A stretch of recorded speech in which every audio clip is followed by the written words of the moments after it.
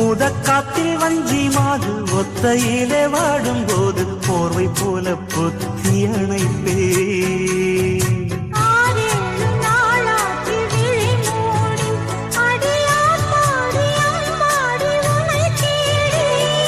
நீதானே மானே என் இளஞ்சோ